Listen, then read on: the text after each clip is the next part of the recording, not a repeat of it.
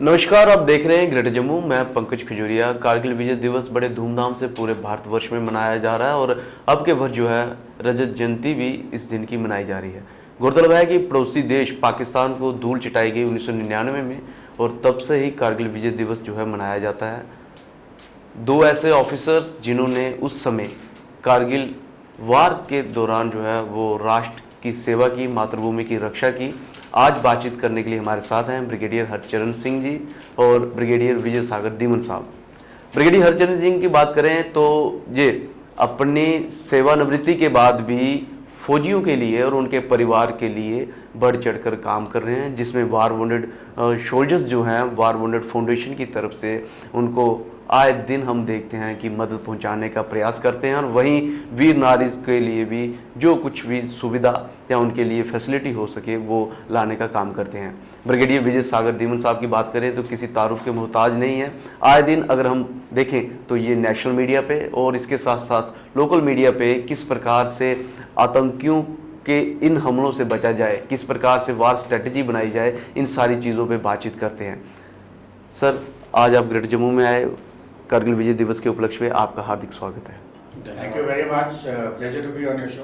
Sir, बात की जाए कारगिल विजय दिवस की तो बड़े जोर शोर से और शौर्य की गाथा है कारगिल विजय दिवस, लेकिन इस वर्ष ये शौर्य कुछ खास है क्योंकि रजत जयंती मनाई जा रही है। तो कैसे देखते हैं हम इस रजत जयंती को? सर देखिए, जहाँ तक ये सिल्वर जुबली सेलिब्रेशंस की बात है, इसकी महत्ता इसलिए बढ़ जाती है क्यों ये कुछ ऐसी गिनी चुनी भारतीय सेनाएं की गौरव गाथाएं हैं जो सिविलियंस में स्पेशली यंगर जनरेशन को पता होनी चाहिए। अभी बड़े दुख की बात ये होती है कि अगर एक बारी मैंने किसी बच्चे से बात कर रहा था तो I said what happened in 71 कि सर लड़ाई हुई थी, तो भाई उसमें स्पेशल क्या था? उनको ये पता ही नहीं था कि जो Bangladesh was created by liberation by the Indian army. तो इस चीज़ की बातें वो शायद कहीं छुप गई। तो अभी ये जो प्रयास किए जा रहे हैं कि हर साल हम इसको मनाएं और एक बड़े स्केल पे बनाएं, जैसे कल मोदी जी द्रास में जाएंगे जहां पे एक्चुअल वॉर मेमोरियल है। छोटे छोटे मेमोरियल तो बहुत जगह बनाए हैं, बट एक्चुअल वॉर मेमोरियल पे वहां प्रधानमंत्री खुद जा रहे हैं। दैट मीन्स ये विल बी नेशनल न्यूज और सबको पता चलेगा कि हमारे लोगों ने वहां क्या किया और जिस किस्म की लड़ाइयां वहां लड़ी गई, जिस किस्म के टैक्टिक्स या जिस किस्म का शूरवीरता हमारे जवानों ने और यंग ऑफिसर्स ने और हमारे जवानों ने दिखाया, वो एक अनपैरेलल्ड है। कहीं भी दुनिया के किसी भी कोने में लगे, जैसे दुनिया की बड़ी बड़ी लड़ाइयां हैं, battle of Thermopylae, battle of Saragarhi, ऐसी तो बातें करते हैं हम लोग। अगर उनको कंपेयर करें तो यहाँ पे एक किस्म की मिसाल कायम की, एक ऑलमोस्ट नो गो सिचुएशन, यानी कि पाकिस्तान ऐसी सिचुएशन में आ गया था कि इंडिया को हर हालत में लद्दाख एरिया को सरेंडर करना ही पड़ता, क्योंकि उस वक्त हमारे पास सिर्फ एक ही हाईवे थी जो श्रीनगर, कारगिल और लद्दाख जाती थी। आज हमारे पास ऑप्शंस हैं मनाली में या बीच में जो जल जोरावर के रूट्स हैं वाया ज़ंस्कार और वो हम बना रहे हैं।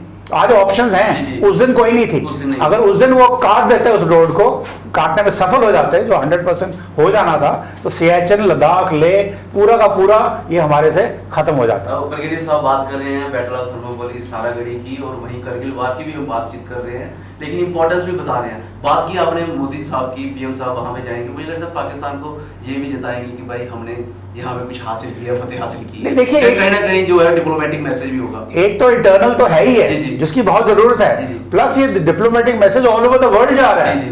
पाकिस्तानियों की आदत है कि वो 65 वॉर में अपना विक्ट्री डे मनाते हैं। अगर आप देखिए, ये तो थोड़ी सी हमारी चूक हो गई, हमने तो लाहौर भी कैप्चर कर लिया था 65 वॉर में, और जो उन्होंने ऑपरेशन जिब्राल्टर चलाया पहले वो भी फेल हो गया, तो विक्ट्री डे कहां से होगा 65 वॉर?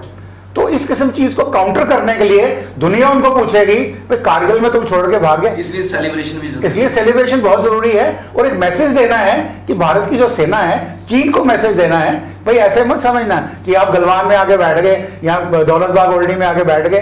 तो यहाँ तो कारगिल की जो पहाड़ियां हैं, आप अगर मानेंगे नहीं, अगर मैं आपके दर्शकों को ये बताऊं कि आज भी अगर आप देखें ना, अगर मेरे पास विजुअल्स होते हैं, बंदा विश्वास ही नहीं कर सकता कि ऊपर से कोई बंदा फायर कर रहा हो और आप रस्सियां लगा के यहाँ चढ़ रहे हो। Is it possible? Mount Everest के जो क्लाइंबर्स हैं वो भी बोलेंगे कि यहाँ पे जाना मुश्किल है।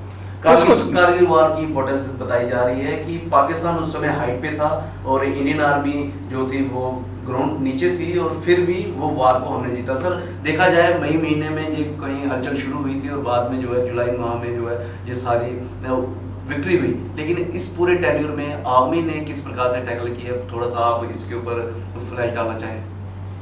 सबसे पहले तो मैं जो भी हमारे फौजी हैं जी जी और बाकी जो जिन्होंने शहादत दी, मैं उनको शत शत नमन करता हूँ, जी क्योंकि अभी बात हो रही थी कि ये क्यों मनाना चाहिए जी थी। जी कहा गया है बाबानियाँ कहानियाँ पुत सुपुत करें। जो हम लोग हैं यानी देश के नागरिक हैं, उनसे देश बनता है। जी जी अगर देश के नागरिक, मैं कभी बात करता हूँ बच्चों से, जो हमारा यूथ है, कि आप अपने इलाके में किसी वीर नारी का घर जानते हैं, किसी सैनिक का घर जानते हैं, ज़्यादातर जवाब नहीं में आता है। हमें एक ऐसी स्थिति पैदा करनी है, हमारी संस्कृति पे गर्व होना चाहिए, हमारे इतिहास पे। हमारी संस्कृति, हमारी इतिहास जो है वो नेपोलियन बोनापार्ट और उस तरह के अलेक्जेंडर के ऊपर नहीं है। हमारे अपने वीर बहादुर पुराने ज़माने से आप लगा लीजिए, रामायण और महाभारत काल से लेके आज तक हमारे पास उनके जैसे लाखों योद्धा हैं जो अनसंग हैं, क्योंकि हम इतिहास लिखना नहीं जानते और हम इतिहास लिखते नहीं। अभी बात आ गई कारगिल की। जी जी अभी कारगिल में जो भी युद्ध हुआ उसमें मैं कुछ चीज़ें बोलूँगा। आपने कारगिल रिपोर्ट जो है उसमें काफ़ी कुछ बताया गया है, कुछ टेक्निकल फेलियर थे, कुछ इंटेलिजेंस फेलियर थे, वगैरह वगैरह वगैरह। लेकिन ये कारगिल युद्ध हमने जीता है अपने जवानों और यंग ऑफिसर्स जो है इनके साहस से। क्यों? क्योंकि हमारी जो एकेडमीज हैं, हमारे जो ट्रेनिंग सेंटर हैं, उनके अंदर इतने आले दर्जे की ट्रेनिंग दी जाती है कि उसमें से जो सिविल से जाते हैं, यानी एक बच्चा जाता है, यंग अफसर भी बच्चा ही होता है और सिविलियन होता है, वो जब जाता है वहाँ जाता है एक ऐसा आदमी जिसके फिजिकल फिटनेस उतनी ज़्यादा नहीं होती है, बाकी जो उसकी कैपेबिलिटीज़ है उतनी ज़्यादा नहीं होती है, लेकिन जब वहाँ से वो ट्रेनिंग करके निकलता है तो एक ब्रह्मास्त्र बन के निकलता है। डिसीजन मेकिंग भी कहीं ना कहीं उसमें yes, we go as boys and come out as man. और यही आदमियों ने कारगिल की लड़ाई में अपने सीनियर अफसर को निराश नहीं किया, उन्होंने अपने परिवार के बारे में नहीं सोचा। और वही बात है, नाम नमक निशान। इस देश को भारतीय सेना पे गर्व होना चाहिए। हमारी इथॉस जो है, भारतीय सेना की इथॉस जो है, उसके ऊपर गर्व होना चाहिए कि हमने ये लड़ाई जो है अपने दम पे जीती। दुश्मन बैठा हुआ है कम से कम वहां 5000 फीट की ऊंचाई थी, वो उससे ऊपर बैठा हुआ। मैंने सियाचिन में टेनोर किया, मुझे पता है 4 कदम चलने के बाद सांसों से, अपनी सांसों से, और ये बाल जो होते हैं इनके साथ में मूंछें उगाती हैं बर्फ की, उसको उखाड़ उखाड़ के चलना पड़ता है। अब आप बताइए, ये रणबांकुरे जो हैं इतनी हाइट के ऊपर लड़ रहे थे, हालांकि वहाँ टेम्परेचर उतना ज़्यादा नहीं था, -11 से लेके ऊपर तक होगा, शायद -20 से ऊपर नहीं था, लेकिन फिर भी इतनी ठंड में लड़ना, और रात की लड़ाई थी क्योंकि दिन के समय तो वो अटैक करना मुश्किल था। It is all frontal assault most of the places, जिसको कहते हैं नाइफ एज। तो उस समय कुछ चीज़ें जो भारतीय फौज की उभर के सामने आती हैं, पहले अपने लीडर में विश्वास, नंबर 2 अपने देश प्रेम के सामने बाकी कुछ नहीं दिखता है, और तीसरा जज्बा मन में कि हमने इस दुश्मन को अपने इलाके से भगाना है। और ये विश्वास ट्रेनिंग से पैदा होता है। हमारे जो सैनिक आपस में मिलके इतने साल तक एक सब यूनिट में रहते हैं और जो सख्त ट्रेनिंग करते हैं, जो हम पैसा डिफेंस के ऊपर खर्च करते हैं पीस टाइम में, वो लड़ाई में हमारा उतना कम खून बहाता है। लेकिन हालांकि कुर्बानियां कम नहीं दी, क्योंकि किसी ने कोई क्वेश्चन नहीं पूछा और उन्होंने अपना काम किया। लेकिन ये जीत थी हमारे एक सैनिक की, हमारे ट्रेनिंग की, हमारे लीडरशिप की, और उस समय जो हमें नेशनल लेवल पे जो हमें एक दिया गया, शाबाशी दी गई, हमारे जो पॉलिटिकल लीडर थे, ये उनकी जीत थी। पॉलिटिकल लीडर की जीत थी। हालांकि सारी जीत जो है, जिस प्रकार से ब्रिगेडियर साहब श्रेय दे रहे हैं, वो इंडियन आर्मी उनके जवानों को दे रहे हैं, ऑफिसर्स को दे रहे हैं, नो डाउट वही है। एक सर आपने कहा ट्रेनिंग के बारे में बात की, तो एक कहावत भी है कि ट्रेनिंग में बहाया हुआ पसीना युद्ध में खून को जो है वो बचाता है और लड़ाई जीतने में मदद करता है। सर आपसे मैं जरूर जानना चाहूँगा, 527 के करीब जो है वो जवान वहाँ में शहीद हुए, 1300 के करीब कुछ जो है जख्मी हुए। उसके बाद एक कारगिल रिव्यू कमेटी भी बनी, जैसे सर ने कहा, उसके ऊपर भी चर्चा हुई। थोड़ा सा उस पर आप फ्लैश डालें कि क्या कुछ वो रिव्यू कमेटी थी और क्यों बनी और क्या कुछ फायदा हुआ उसका। देखिए, पहले तो मैं आई थिंक ब्रिगेडियर साहब ने स्लिप ऑफ टंग हो गया, इन्होंने 5000 फीट बोला, 5000 मीटर, सॉरी मीटर, बिकॉज ये समझना बहुत ज़रूरी है, स्पेशली सिविलियन हमारी यंगर जनरेशन को। यानी कि 16-17 हज़ार की फुट की ऊंचाई पे जहाँ सांस लेना मुश्किल है, जैसे उन्होंने बताया कि मूंछों के साथ बर्फ जमती है और खाना खाने का मन नहीं करता है और इतनी कैलोरीज आपको चाहिए, और वहाँ पे लेथार्जी आती है।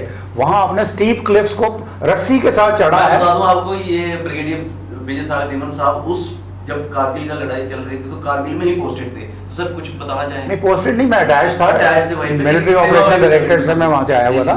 तो वहाँ पे वो जो चढ़ाइयाँ करी हैं और वो अगेंस्ट दी एनिमी फायर, ये नहीं कि खाली चढ़ाई आप कोई रॉक क्लाइंबिंग का कोर्स कर रहे हैं। तो उस किस्म की जो जांबाजी, जो आपका जज्बा, जो हिम्मत, वो कहीं नहीं मिल सकती। It's unparalleled in the history of warfare anywhere in the world. अच्छा, कहीं तो कहीं भी मैं बोल रहा हूँ, और क्योंकि अभी हम गोली चल रही है और आप फिर भी चढ़ रहे हो, कोशिश कर रहे हैं, यानी कि दुश्मन को ऊपर बैठा है वो देख रहा है आपको आ रहा है और आप पे गोलियां भी चला रहा है, पर फिर भी आप चढ़ रहे हो और फिर भी आप जाके सक्सेसफुल होके आते हो। जैसे ब्रिगेडियर साहब ने भी बताया कि हमें अलेक्जेंडर नेपोलियन के बारे में पढ़ाया जाता है, हमें अपने बंदों के बारे में पता करना है। जैसे डोगरा वैलर की बात करता हूँ, यहाँ पे भी डोगरों का बहुत कंट्रीब्यूशन था। 13 जैकरेफ सारी डोगरेज थे, प्लस उसके बाद और भी यूनिट जैसे गुरखाज भी थे, राजरफ भी थे, ग्रेनेडियर्स भी थे, मराठास का भी जिक्र आता है। और देखिए 4 परमवीर चक्र, 8 महावीर चक्र और 67 वीर चक्र एक लड़ाई में, और एक ही यूनिट है 13 जैकरेफ जम्मू एंड कश्मीर राइफल्स, उसके पास 2 परमवीर चक्र और 9 वीर चक्र। ऐसे जो टैली है अवार्ड्स की, ये बेकार में नहीं आती है। और ये जब अवार्ड्स मिलते हैं बहुत स्क्रूटनी के बाद मिलते हैं, आपकी हर एक सफलता को आंका जाता है। यानी कि पाकिस्तानियों ने ये जो एक्चुअली पोस्ट हमारी थी, ये ओवरशैडो करती थी नेशनल हाईवे को, जैसे मैंने पहले भी बताया, ये विंटर वेकेटेड पोस्ट थी। और जनरल परवेज मुशर्रफ साहब जो थे, उन्होंने 84 में जब सियाचिन हुआ तो उस वक्त वो ब्रिगेड कमांडर थे। तो उनको उस दिन का वो डोगरी में बोलते ना साड़ा लगा हुआ था कि कैसे इंडियन आर्मी पहुंच गई। फिर वहां पे इंडियन आर्मी ने वहां पे बिला फोंडला फिर जीता, कायदे आजम पोस्ट जिसको हम बाना पोस्ट कहते हैं, वो जीता। तो वो एक दिल में रश्क चल रहा था। अभी वो चीफ ऑफ आर्मी स्टाफ थे, जैसे ही प्रधानमंत्री वाजपेयी जी गए अपनी वो सदाए सरहद यात्रा पे, तो उन्होंने पीछे गुपचुप करके कर लिया। और हमें कैसे पता चला? हमने जनरल के साथ जो उनकी कॉन्वर्सेशन चल रही थी वो हमने इंटरसेप्ट कर ली, या सीआई ने हमको इंटरसेप्ट करके दी। जो भी था हमें पता चल गया कुछ हो रहा है यहाँ पे। तो उन्होंने एक किस्म का हमें धोखा दिया, stabbing in the back, but nevertheless mutual understanding होती है। हाँ, कोई भी नहीं, म्यूचुअल अंडरस्टैंडिंग नहीं। आप क्या कि अगर सर्दियों में वहां पे खाली, हाँ, वो क्योंकि वो इनहॉस्पिटेबल टेरेन था ना, वहां पे सर्वाइव करना मुश्किल है। तो वो हमारे लिए भी मुश्किल, उनके लिए भी मुश्किल, परंतु उन्होंने लेना था बदला, तो उन्होंने हिम्मत करके कर लिया। फिर जब हमें पता चला, हिम्मत तो हमारे वालों ने भी दिखाई, जो नहीं केस जाके जब नहीं, वो तो बाद में हुआ ना। पर 9 मई के पास पहली रिपोर्ट मिलती है, जब एक चारवाहा कोई आता है, वो कहता भी लोग बैठे हुए हैं। तो पहले तो पाकिस्तान ने माना ही नहीं कि उसके सोल्जर्स हैं। उन्होंने बोला नहीं जी, वो तो फ्रीडम फाइटर्स हैं। हालांकि हमने उनके बंदों को मारा भी, तो उन्होंने अपनी बॉडीज लेने से इनकार कर दिया। और इंडियन आर्मी की ये खासियत है जो दुनिया में कहीं नहीं मिलेगी। हमने उनके जिन आदमियों को उन्होंने क्लेम नहीं किया, हमने उनको प्रॉपर बरियल दिया विद रिस्पेक्ट। और उनके उनके नाम भूल रहा हूँ मैं, कैप्टन साहब का, उनको मरणोपरांत सितारा जुर्रत मिला पाकिस्तान में। उसकी साइटें लिख ली हमारे सीओ ने। उन्होंने बोला कि ये आदमी हमारे साथ लड़ रहा था, वो इतनी जाबाजी से लड़ा। ये है प्रोफेशनलिज्म इंडियन आर्मी का। और इंडियन आर्मी की हमारी क्या ट्रेडिशन है, अगर हमारा एक भी जवान मारा जाता है और वो दुश्मन के इलाके में है, हमें 10 जवान चाहे और कुर्बान करने पड़े, पर उसको हमने वापस लाना है। तो ये फ़र्क था। अब इसके बाद जब लड़ाई ख़त्म होती है, विकेट सब कुछ ठीक हो जाता है, तो अब शुरू होता है पोस्टमार्टम पॉलिटिकल पोस्ट, तो रिव्यू कमेटी कि भाई क्या फेलियर था, क्या था। तो उसमें जैसे ब्रिगेडियर साहब ने बताया, 3 कमेटीज़ बैठी, बड़ी बड़ी हाई लेवल की थी। बीच में एक जॉर्ज फर्नांडिस साहब अंदर डिफेंस मिनिस्टर थे, वो एक कॉफिन स्कैम भी हुआ। अब वो सही था गलत था, I am not getting into that, but point is कि उसके बाद बहुत सारा कुछ हुआ, रिव्यू हुआ और बड़ा स्पेशलाइज तरीके से हुआ। परंतु अनफॉर्चुनेटली हमें डेमोक्रेसी, हमें हमारी फौज की पहली धरोहर थी प्रधानमंत्री जवाहरलाल नेहरू, हमारे प्रिय चाचा नेहरू, जो कहते थे फौज हमको चाहिए ही नहीं। और जब 62 में जो हुआ, वो उनको जब समझ में आई, तो शायद अगले 2 साल उनको वो रिकनसाइल नहीं कर पाए और शायद कहते हैं वो इसी सदमे में ही उनकी जान गई। तो अगर ये बात शुरू नहीं हुई होती तो we would have been in much better place. पर दुख की बात अभी ये है कि हमारा वो हैंग अप नहीं गया।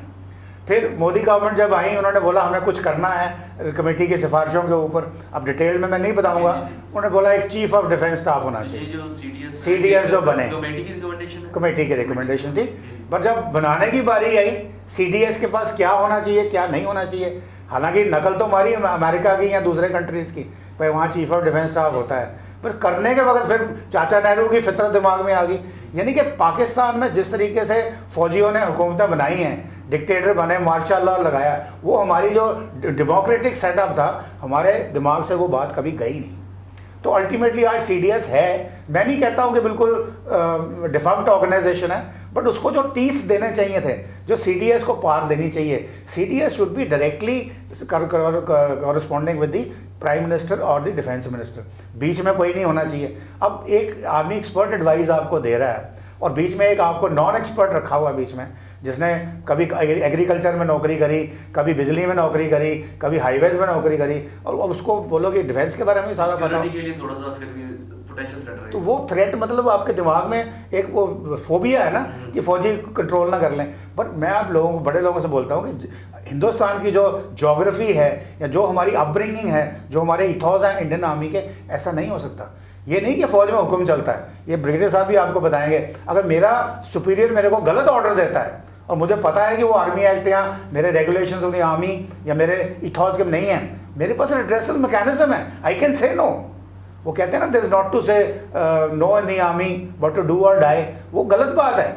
यहाँ हम नो कर सकते हैं, हम हमारा जो इथॉस है प्रॉपर मैकेनिज्म है, हम अपना व्यू देते हैं। अगर हमारा व्यू कल को माना नहीं जाता है तो हमारे को जो माना जाता व्यू है उसके साथ लगना पड़ेगा। पर्सनल कोई चलती नहीं है, कोई पर्सनल ग्रज नहीं है। ओवरऑल जो प्लान होता है, जो भी हेड होता है, उनका जो भी फाइनल डिसीजन होता है उसके साथ चलना पड़ता है। संस्कृत में एक श्लोक है, यतो धर्म ततो ये, मुझे लगता है जिस प्रकार से ब्रिगेडियर साहब बता रहे थे कि हमने पाकिस्तान आर्मी के जो जवान थे या उनके ऑफिसर थे, उन्होंने लेने के लिए मना कर दिया और उनका जो अंतिम संस्कार है, जहाँ जिस प्रकार से क्रिया की जाती है वो हमने की।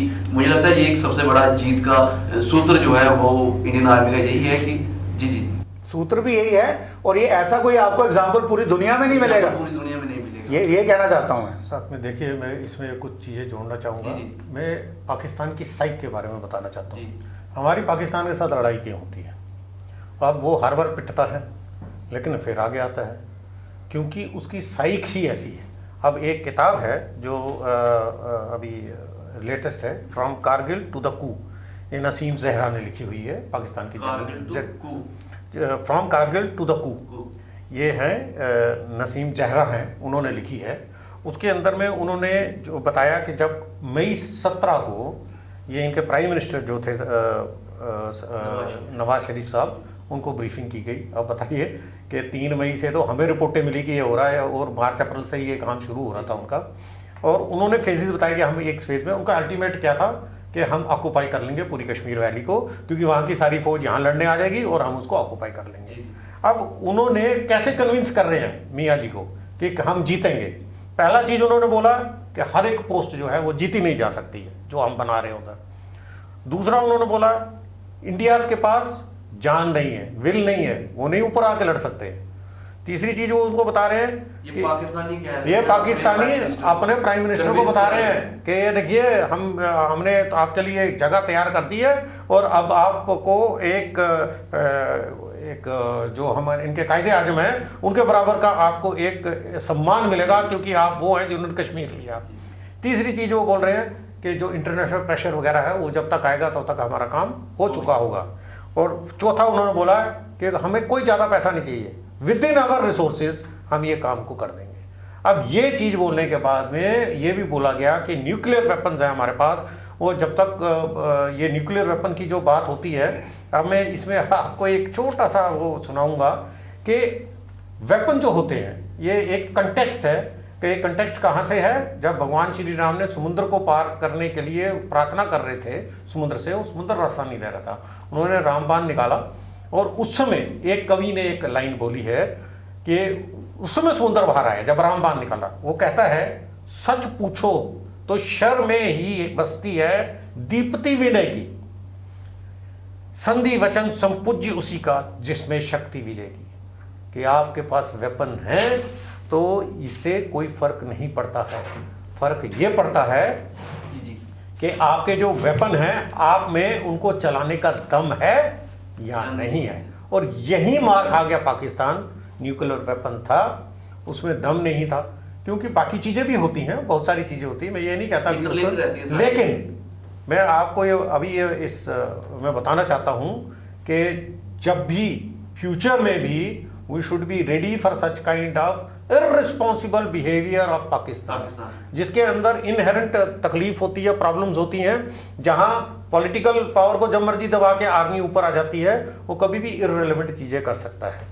तो एक ये था। दूसरा ये जो थोड़ा सा ये जो कमेटी की मीटिंग्स है जो अलग अलग करा दी, जब कारगिल कमेटी बनी तो उसके बाद ग्रुप ऑफ मिनिस्टर का जो एक ग्रुप बना था, तो कुछ चीजें जो उन्होंने की, अब ये मैं इफेक्टिवनेस की बात नहीं कर रहा हूँ, क्योंकि इसके बाद ढोकलम भी हुआ। उस समय हमें कौन सी खबर मिली? इंफ्रास्ट्रक्चर हुआ ना, तो ढोकलम के समय पर आपको कैसे पता चला? पता ही नहीं चला। तो कहने का मतलब तो आप ये कह रहे हैं कि उसके ऊपर काम हुआ है और इवाल्व होगा। मैं ये नहीं, एक दिन में चमत्कार नहीं होते हैं। हमने कोशिश की है, हमने समझी अपनी कमजोरी, हम उस पर काम कर रहे हैं। लेकिन मैं डोकलम का एग्जांपल इसलिए दे रहा हूं कि देखिए उस समय भी हमें ये खबर नहीं मिली जैसी मिलनी चाहिए थी। लेकिन सबसे पहले पोस्ट सीडीएस की क्रिएट की गई, ब्रिगेडियर रहमान ने बता दिया कि उसमें खामियां क्या है, वो भी आहिस्ता आहिस्ता शायद पूरी हो जाएंगी। और दिसंबर 19 में पोस्टिंग हुई, 20 साल लग गए।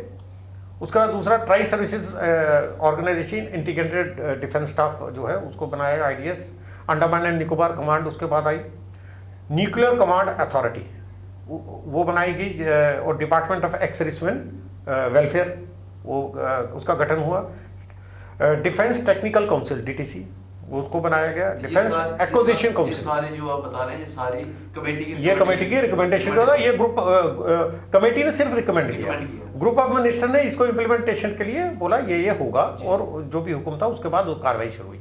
फिर एक आइडेंटिटी कार्ड का पॉइंट था, आधार कार्ड बनना चाहिए, तो आधार कार्ड के ऊपर भी उसके बाद जोर शोर से काम शुरू हो गया।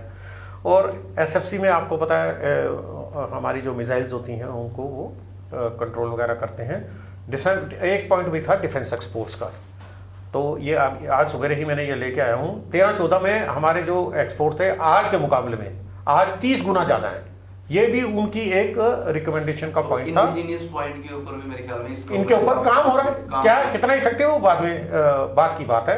उसके बाद दूसरी रिकमेंडेशन थी standing committee on defence review को बनाया गया, जिसने फर्स्ट रिपोर्ट जो जुलाई 2007 में दी थी बेस्ड ऑन KRC रिपोर्ट, जो KRC ने बोला गया था उसके ऊपर उन्होंने क्या इम्प्लीमेंटेशन हुआ, और उन्होंने कहा रिव्यू करना है नेशनल डिफेंस को, इस तरह के पॉइंट। फिर नरेश चंद्रा टास्क फोर्स बनाया गया था जो 2011 में बनाया गया, तो उसने रिपोर्ट दी 2012 में, और उसके अंदर भी मोस्ट ऑफ द रिकमेंडेशन जो ना ही इम्प्लीमेंट हुई है उन्होंने बोला कि नहीं हुई है।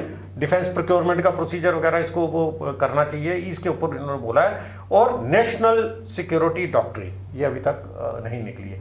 अब ये सारे पॉइंट है। नो मैं एक ही चीज़ कहना चाहता हूँ कि अपनी कमजोरी को पहचानना सबसे बड़ी जीत होती है।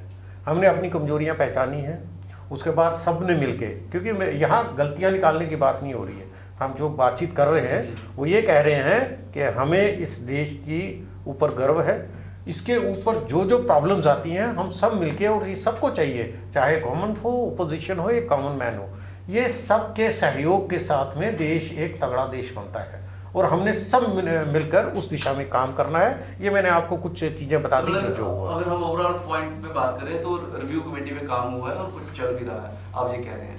अब मैं बात करूं आपकी, तो सर आप वार मेमोरियल सोल्जर्स और बीमारीज में भी काम करते हैं। कारगिल 99 के बाद आज तक का कैसे सफर देखते हैं उनका?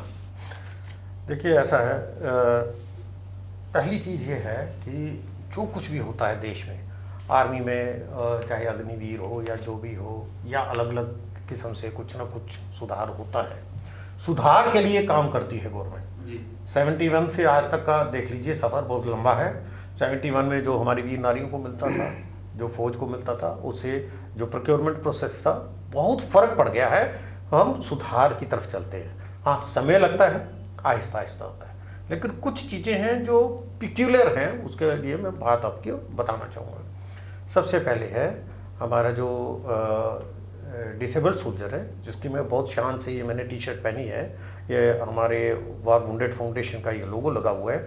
हम सोल्जर्स के लिए, जो डिसेबल लोग हैं उनके लिए काम करते हैं। लेकिन हमारा जो डिसेबिलिटी एक्ट 2016 का है, उसके प्रोविजन सोल्जर को एप्लीकेबल ही नहीं है। इसका मतलब है सिविल में अगर कोई डिसेबल हो जाता है, उसको आप नौकरी से नहीं निकाल सकते।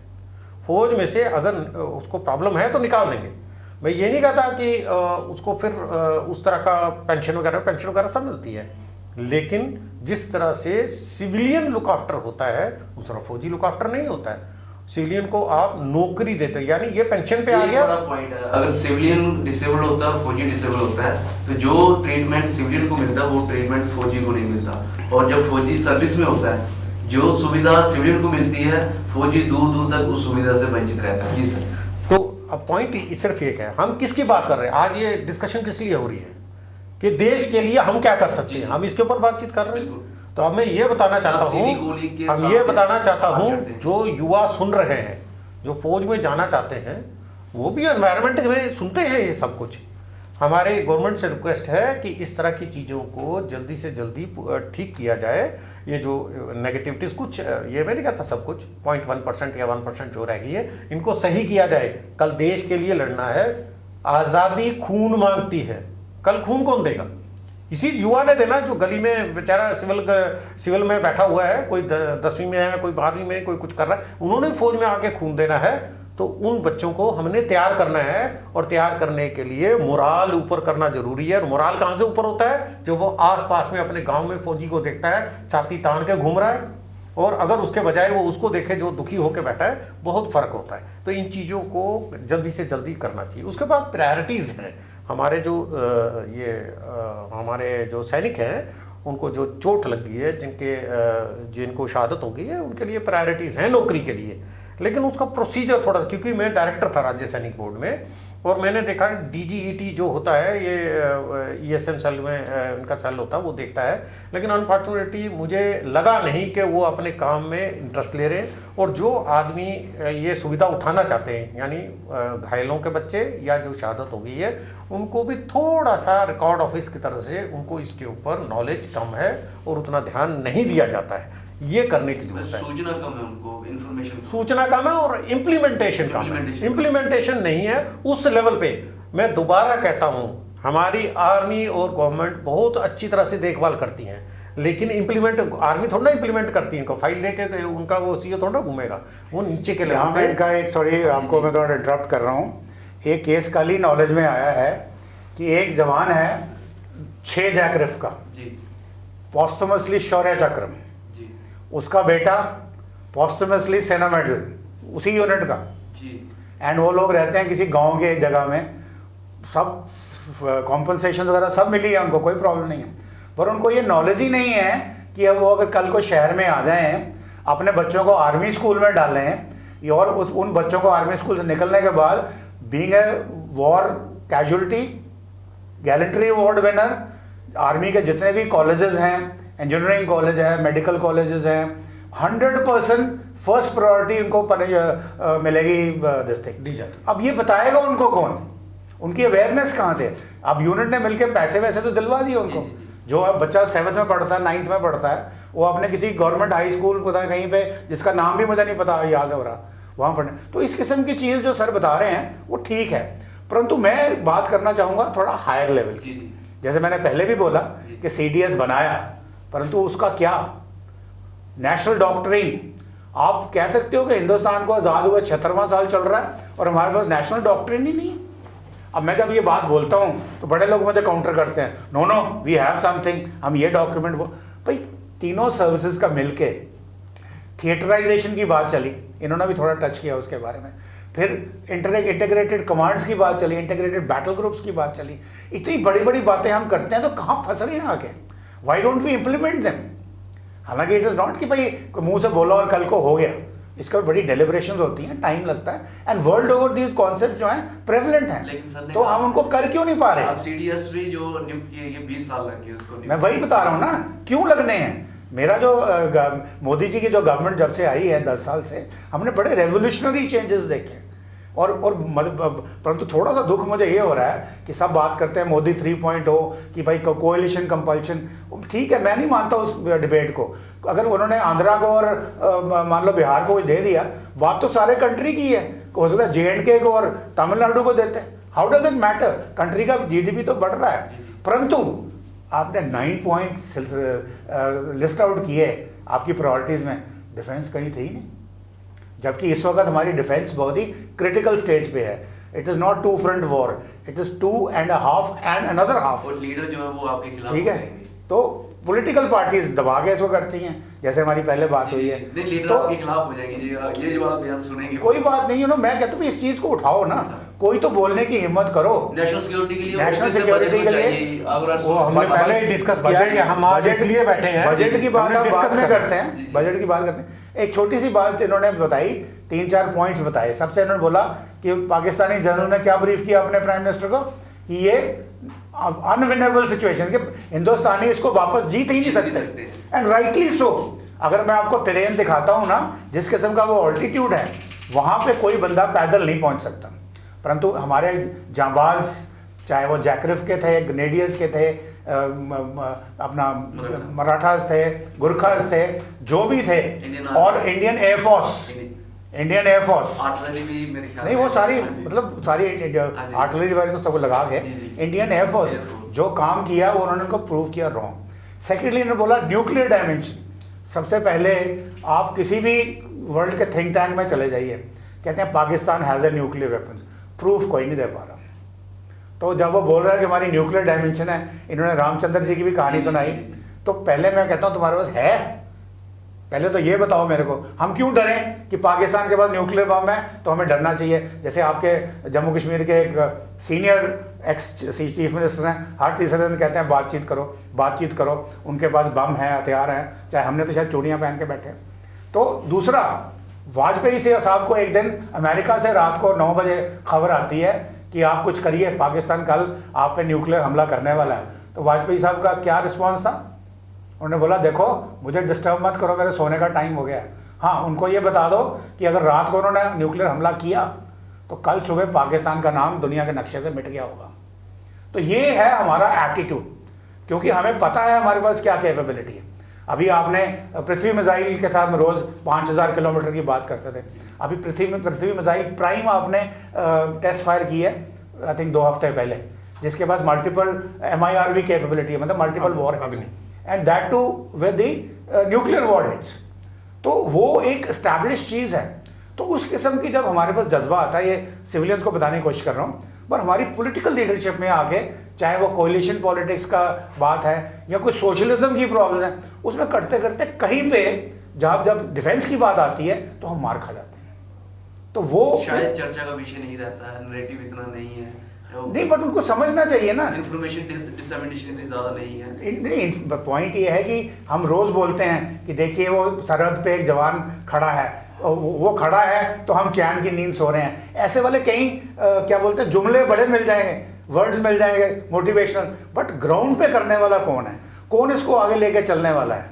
तो ये सारी की सारी रिस्पॉन्सिबिलिटी आपने 3 सर्विस चीफ पे छोड़ रखी है, CDS का, जिनकी कोई नहीं सुनता।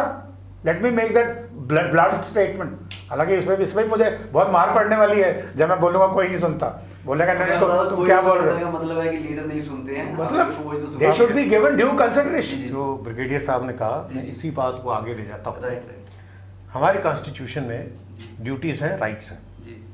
हम सब राइट्स के पीछे पड़े रहते हैं, सेम चीज़, ये उसी दिशा में बोल रहे थे।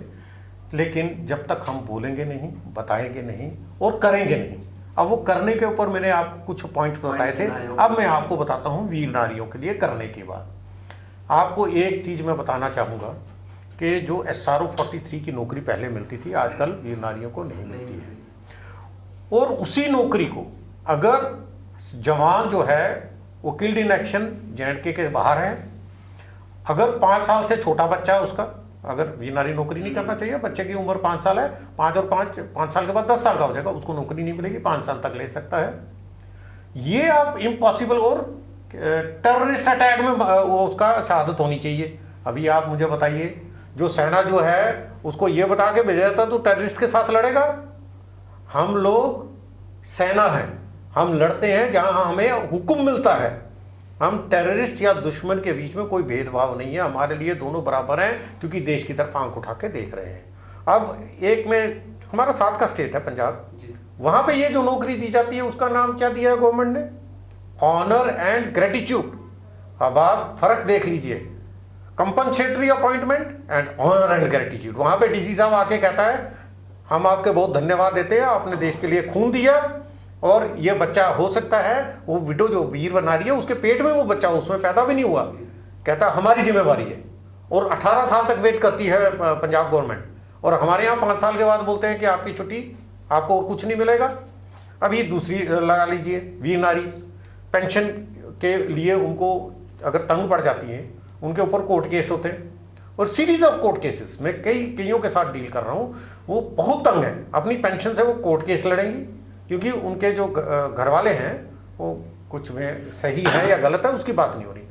अभी वो उस पेंशन से कोर्ट केस लड़ेंगी, बच्चे पालेंगी या अपना घर चलाएंगे या लड़की की शादी करेंगे। दूसरा इसी के साथ है प्रॉपर्टी, उनको प्रॉपर्टी से ज़्यादातर को बेदखल किया जाता है, हर जगह नहीं है। दोबारा प्लीज डोंट टेक इट कि मैं एक बोल रहा हूँ कि सबके साथ ऐसा होता है, मैं मेजॉरिटी बोल रहा हूँ, उसके लिए वो लड़ नहीं सकती दोबारा।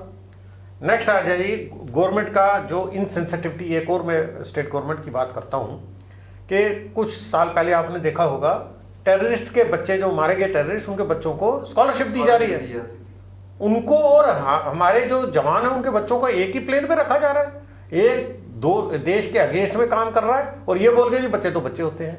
नहीं, जो एक्ट किया जा रहा है वो करता है। फिर नेक्स्ट आ जाता है इख्वानीज, मैं ये पॉइंट भी यहाँ बोलना चाहता हूँ, ये सारे इंटीग्रेटेड चीजें, हम देश की सिक्योरिटी की और इसके मोराल की बात कर रहे हैं। इख्वानीज ने दूसरों का साथ छोड़ के, मैं टेररिस्ट का साथ छोड़ के और देश की सरकार के साथ मिलके और टेररिज्म खत्म किया। 90s में बहुत बड़ा रिस्पॉन्सिबिलिटी थी, उनका योगदान था, और आज के दिन में उनको एक प्लाट पे जगह दी गई, ये इसमें श्रीनगर के पास में, और वहाँ पे तकरीबन 30 परिवार रहते हैं। अब उस प्लाट को घोषित कर दिया गया इलीगली ऑक्युपाइड, अभी जो इंक्रोचमेंट हटाई जा रही है। अभी आप देखिए उनके ऊपर क्या असर पड़ेगा। उनसे कोई शादी नहीं करता उन घरों में, क्योंकि उन्होंने सबका साथ छोड़ दिया जी, आपने साथ छोड़ दिया इनका। उनको धमकी दी जाती है। उनमें से एक को मैं जानता हूँ परिवार को, उसके बेटे की एक्सीडेंट में डेथ हो गई, वो उस समय टीए में था, वो जवान इख्वानी था, टीए में था। वो वापिस आया और लाश के पास बैठा हुआ, अपने बच्चे की लाश के पास, और उसी समय मिलिटेंट आते हैं और उसको गोली मार देते हैं लाश के साथ, पूरे परिवार के सामने उसको गोली मार के उसको मार डाला। अब ये कुर्बानी नहीं है, उसको नहीं डर लगता था, उसने भी तो देश के लिए अपनी जान दी है, और हम उनको कहते हैं यूज एंड थ्रो। ये नहीं होना चाहिए। हमारे देश के जो भी आदमी, जो भी नागरिक, चाहे वो डॉक्टर हो, सैनिक हो, इंजीनियर हो, जो देश के लिए काम करता है, उसको वो सम्मान का हकदार है। तो अभी इसके साथ में मैं ये बोलना चाहूँगा, एक छोटा सा, ये जिन्होंने भी खून दिया देश के लिए, 2 लाइनें हैं मुझे बहुत प्यारी हैं। जो चढ़ गए पुण्यवेदी पे, लिए बिना गर्दन का मोल, जिनके सिंगनाद से सहमी, धरती रही अभी तक डोल, कलम आज उनकी जय बोल। हम सब ने एज ड्यूटी, हमने इनके कामों में पार्टिसिपेट करना है। आज भी मैं अभी इसके बाद जाऊंगा, एक वीर नारी के घर में जा रहा हूँ। सम्मान देना वीर नारियों को, सैनिकों को हमारा काम है। क्यों नहीं? जब हम ये करेंगे, ये देश में खून देने वाले जवान आगे आएंगे। हमने उस लाइन पे देखना है। It is a psychological war, जिसको हमने ऊपर रखना है। जवानों का हौसला, देश का हौसला, और हमारी जो भी सरकार हो, जो भी देश की है, उसका साथ देके हमने इस देश का झंडा ऊपर रखना है। ये चीज़ों को हमने उजागर करना है। जो उन्होंने प्रैक्टिकल डिफिकल्टीज बताई हैं लोअर लेवल पे, मैंने बात की है हायर लेवल पे, but at the end of the day ये एक याद दिलाना अपने यूथ को कि देखो this is what is the security of a country, और लोगों ने क्या क्या कुर्बानियां दी हैं, इनको आप याद रखिए, नमन करिए, और इससे इंस्पिरेशन लीजिए, ताकि आगे जाकर के आप भी आगे आएं। मैं ये नहीं कहता कि सिर्फ फौजी देशभक्त होते हैं या फौजी ही जीडीपी को कंट्रीब्यूट करते हैं, तो आगे आना ही है और देशभक्ति दिखानी है। सारे मुझे लगता है जो हर कोई होता है। डिस्कशन हमने किया, बट उसमें पॉलिटिक्स भी है, एक नैरेटिव का भी आया, और पॉलिटिक्स में पोस्ट वार पोस्ट वार किस प्रकार से हम ट्रीट करते हैं बिल्कुल। अपने जवान को, उनकी फैमिलीज को, मुझे लगता है वो ज्यादा मैटर तो उसमें जो इम्प्रूवमेंट्स हैं वो सब लोगों को आगे बोलना चाहिए ना। जी, जी। जरूरी नहीं कि एक फौजी ब्रिगेडियर साहब ही आगे बोले जो बोले मैं डायरेक्टर रहा हूं तो मैंने देखा है सब कुछ। जी। एक नॉर्मल को अब आदमी क्यों नहीं बोलता भाई इसने अब कुर्बानी दी है तो इसको चलो कुछ कॉम्पनसेट करते हैं, वो भी गवर्नमेंट के साथ आगे बोलना चाहिए ना। और गवर्नमेंट में जो पॉलिटिशियंस हैं सब समझते हैं चीज को, ये नहीं कि कोई समझता नहीं है, बट वो आपस में उनका जो वोट बैंक पॉलिटिक्स होता है या जो भी उनके कंपल्शंस होती हैं उसके जो कहते हैं ना उसके अल्टार पे इनकी सेक्रीफाइस मत दीजिए, इनको शहीद मत करिए, इनको लाइव रहने दीजिए, लुक आफ्टर करिए। That is all. ब्रिगेडियर साहब की बात को मैं आगे बढ़ाते हुए कंक्लूड करूंगा। फौजियों ने, जवानों ने, ऑफिसर ने अपना काम कोई भी वार हुई हो सिंस 1947 और जम्मू कश्मीर की बात करें उससे पहले की बखूबी से निभाया है।